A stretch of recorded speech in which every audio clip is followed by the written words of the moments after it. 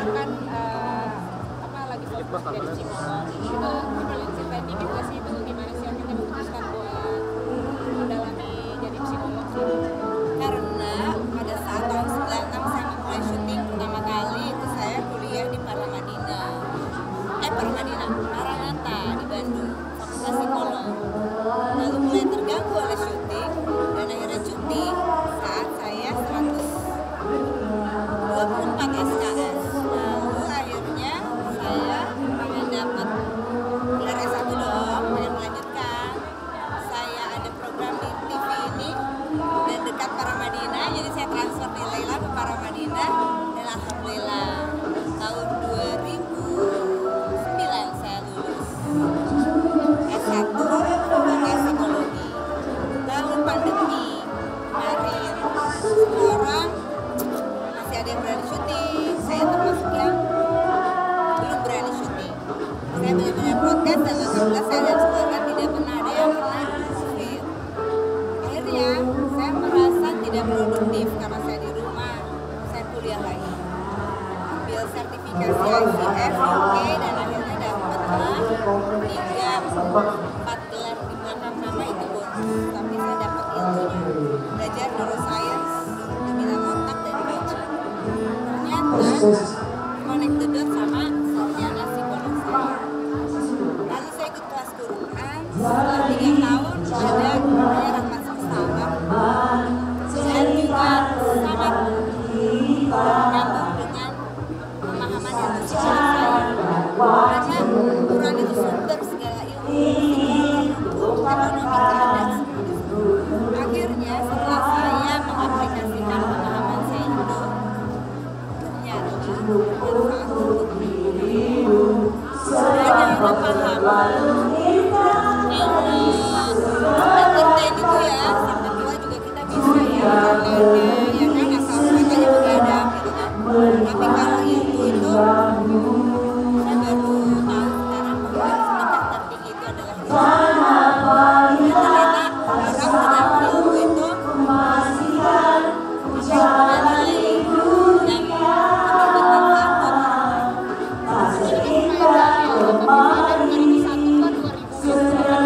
nilai yang lebih bermanfaat buat orang lain. Karena pada saat saya turun di dapil periode kemarin, saya ketemu anak usia 8 tahun yang tadi saya ceritain mengalami eksploitasi oleh tukang ayam goreng, dan saya datang ke rumahnya yang jalannya itu gangnya saya baru pertama kali jalan dan perut saya nggak bisa lurus, saking gangnya kecilnya saya jalannya miring sampai ujung.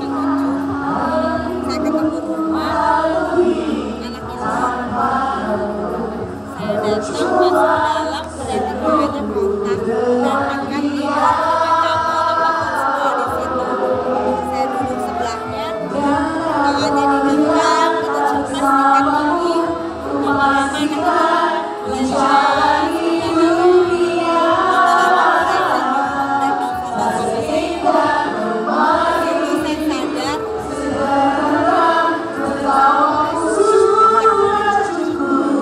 Itu saya sadar ternyata ilmu yang saya punya, ijazah saya yang 10 tahun disimpan lemari bermanfaat. Jadi itu kayak bisa titik baliknya, kayak trigger buat saya. Akhirnya saya mau pendidikan lagi, akhirnya saya mau kuliah lagi, karena ternyata sedekah ilmu itu adalah sedekah tertinggi dan ternyata ilmu yang saya punya bermanfaat untuk orang banyak. Kalau syutingnya nggak pakai ijazah, karena selama ini ijazah saya disimpan di lemari. Tapi begitu saya turun ke dapil, ternyata banyak orang yang dapat manfaat. Tapi dengan jadi wanita karir itu kan bikin kangen nggak sih entertain gitu sama teman? Kangen, tadi malam saya syuting sama Tora, sama Desta, sama Tiga, sama Amin, kangen. Tapi ternyata yang pemahaman ini kayak lagi karaoke di rumah.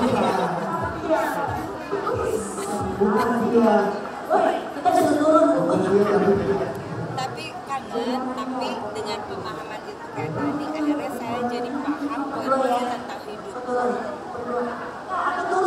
Akhirnya saya jadi belajar makna hidup.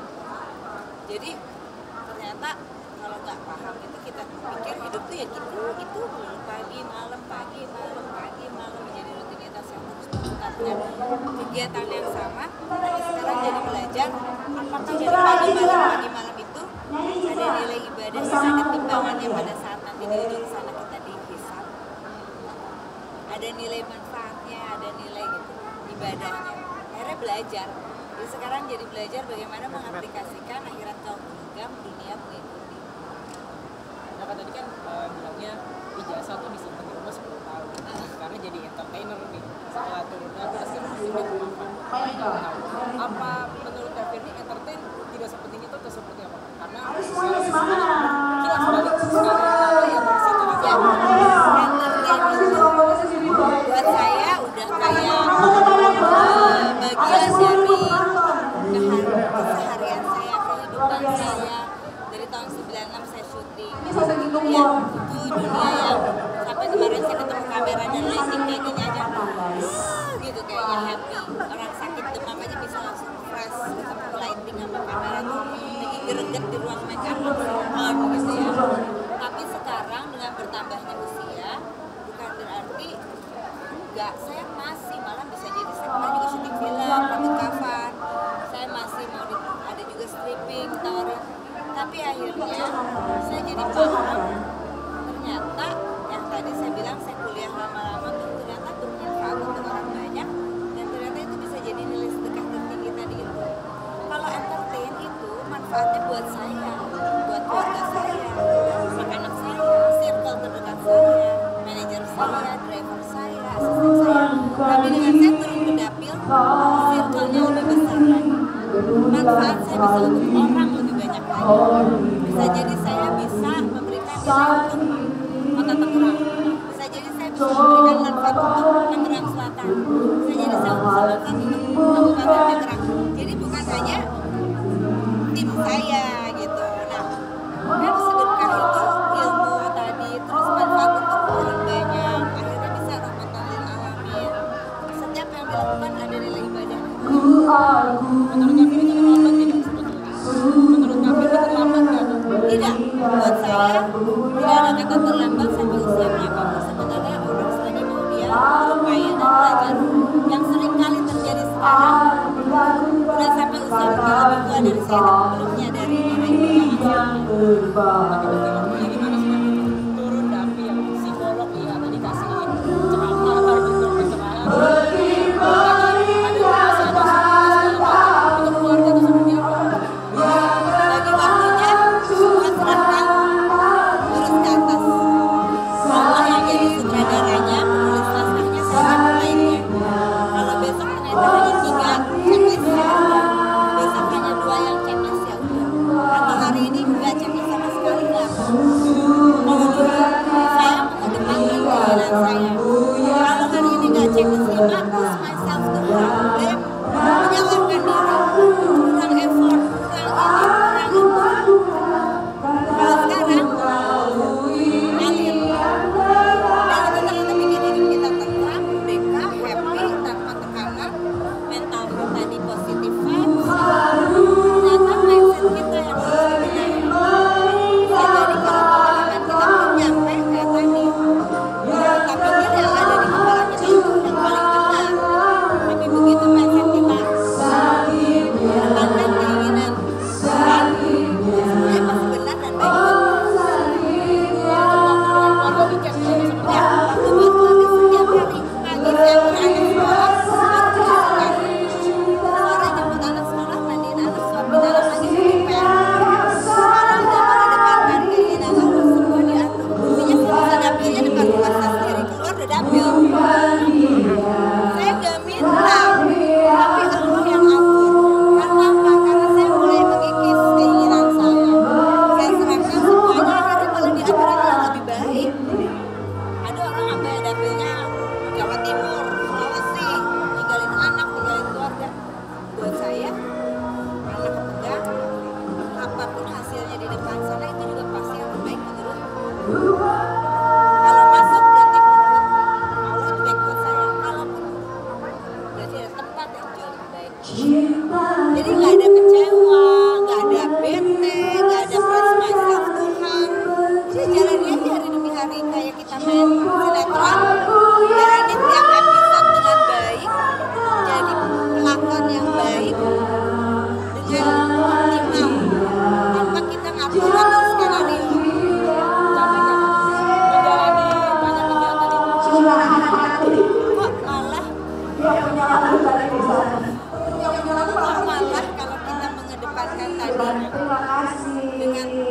schedule-nya bukan schedule saya. Jadinya hari demi hari itu selesai semua dengan baik. Gak campur. Tapi kalau kita mengedepankan keinginan diri, schedule-nya maunya saya, bisa jadi campur.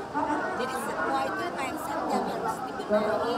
Namun saya sangat mempelajari, mendalami dan sharingkan tadi, karena bisa jadi orang menjalani hari demi hari dengan tekanan, pressure, dan manfaat, tingkat tambah kusut. Kalau saya tadi bilang, Kak, kok banyak banget kegiatan 4 jari nih, saya banyak kesini, saya banyakin mah.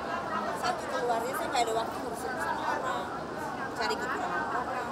4 jari saya kuliah lagi sekarang S2, luas saya banyak.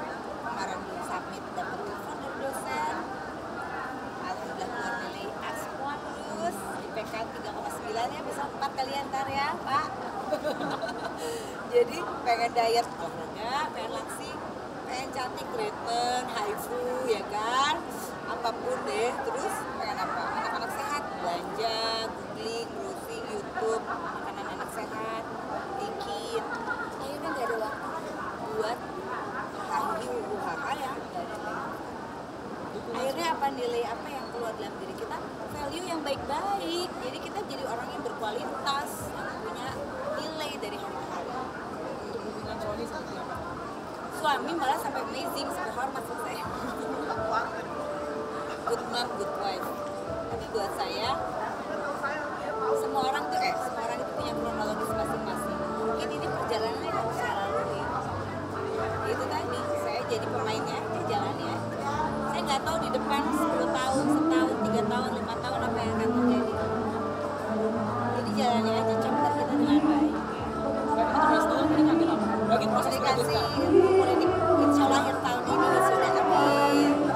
Dulu waktu di sini. Di sini dong, di Paramadina lagi. Biar dekat dari TV kamu. Tapi itu mengangkut dengan siapa? Iya. Sekarang saya mau bikin konsep apa ya, iklan psikolog adalah teman. Jadi saya mau bikin pemahaman orang tentang psikolog itu kayak rambut kita kotor nih, ya kan? Kayaknya nggak nyaman nih, lengket, gabung, salah, cuci bau, ringan. Kamu lagi gelasnya penuh, luber, mau meeting sama klien, mau presentasi sama klien, nggak fokus. Kamu bisa hubungi psikolog lewat Zoom, WhatsApp, apapun. Sekarang udah banyak, bisa lagi buat ngomongin gelas kamu, kenapa kamu cerita sama orang lain, dibui, sorry, atau jadi beranak pinak, ceritanya jadi beda. Tapi di tempat yang memang kerahasiaan terjamin, ada kode etiknya, dan netral. Orang itu harus sharing sama orang yang kompeten di bidangnya, yang kerahasiaan terjamin. Kalau sharing sama teman-teman jadi kita berkait, ya kan? Request, ya kan? Nah, tapi kalau sama orang yang terjamin kerahasiaannya, kita feel comfort dan netral, tidak berpihak, ya kayak politik tidak berpihak. Itu jadi psikolog adalah teman itu membuka insight orang untuk curhat ke orang yang kompeten tanpa takut dibilang sakit jiwa, stres, tapi lebih clear. Sehat. Tapi di kemarin sudah sempat syuting. Ketemu temen lagi tuh apa sih rasanya? Seru. Antara campur aduknya berasa muda lagi, berasa kayak waktu umur 17 tahun, 20 tahun lagi. Teringat masa-masa itu, yang itu pernah DM, dulu masih apa ya, pernah DM BBM, yang itu pernah telepon gitu ya, ketemu di teleponin gue lu gitu kan, kenal-kenalan. Tapi buat saya bersyukur kalau kita ketemu orang 10 tahun, 15 tahun ke depan, melihat kita ada value nilai yang lebih baik dari kemarin. Kalau orang melihat kita ketemu 5 tahun yang lalu, 10 tahun yang lalu, tanpa kita masih sama, mindsetnya masih sama, berarti kita setengah diam di tempat, ya kan? Nggak berkembang. Tapi dengan perubahan yang ada dalam diri kita yang lebih baik, berarti kita punya. Kan tadi kata-kata ini nggak ada tuh. Tapi kita target mengejar di atas 60 tapi dia keluarga seperti ini kan anak-anak karena anak harapan mereka ya tidak mau dijalan kafir. Anak-anak saya disebut dapat predikat dari Nafa Urbah dan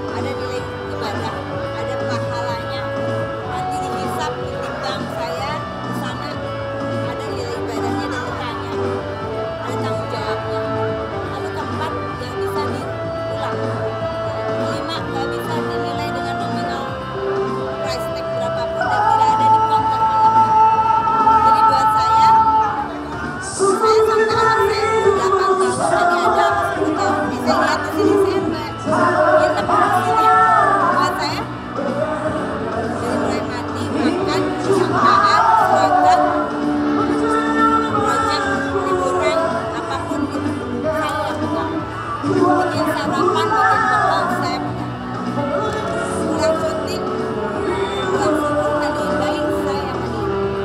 Saya nggak pernah anak saya lebih bau mbak dibanding bau saya, karena bau saya hamil mengandung 9 bulan, mereka adalah amanah dari Allah buat saya. Banyak orang nggak bisa punya anak. Kedua, nilai ibadah saya makanya urusan. Ketiga, itu adalah kebahagiaan yang nggak bisa dibayar apapun. Jadi nggak ada terbengkalai, malah aku baik banget tadi juga jemput anak dulu. Jadi orang-orang lapangan sampai apa? Firly nggak akan pergi kan dulu anaknya udah makan. Kalau sampai sakit anaknya udah minum obat. Dan kalau mau liburan sama teman-teman kembali kemana hanya wacana, karena saya nggak pernah jadi. Semua demi anak. Sampai ART saya bilang, Bu, direstuin saya ya Bu, kalau ibu jadi pergi. Karena kata dia tahu banget saya bisa udah make up, anak saya peluk kaki saya dan saya balik arah, saya buka ganti baju, lepas make up, cuci muka, udah jadi pergi.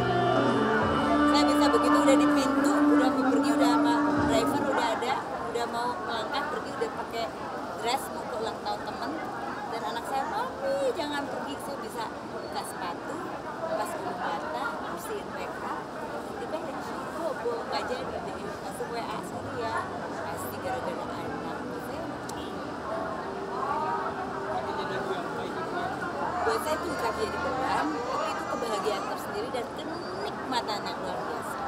Dan buat saya di depan sana orang ngomong gini, ya terus nanti anak lu misalnya nggak sesuai, kenapa susah? Kita kalau mau berbuat kebaikan, baik aja dulu, jangan mikir pamrih. Karena yakin kalau kamu nanam padi, ya beras, kamu nanam apel ya apel, nggak bisa apel jadi jeruk. Jadi apa yang kamu upayakan jalanin, yakin gitu. Dan ke depan sana, sekarang banyak orang tua nih tips ya buat orang tua. Nanti masa tua ada yang sakit, terus dimasukin rumah sakit paling mahal, VIP. Pokoknya the best. Tapi anak gak ada di sebelah. Terus akhirnya complaining dong, yang disalahin siapa? Anaknya. Orang tua lagi kritis, yang sebelah, padahal ibu itu lebih perlu apa?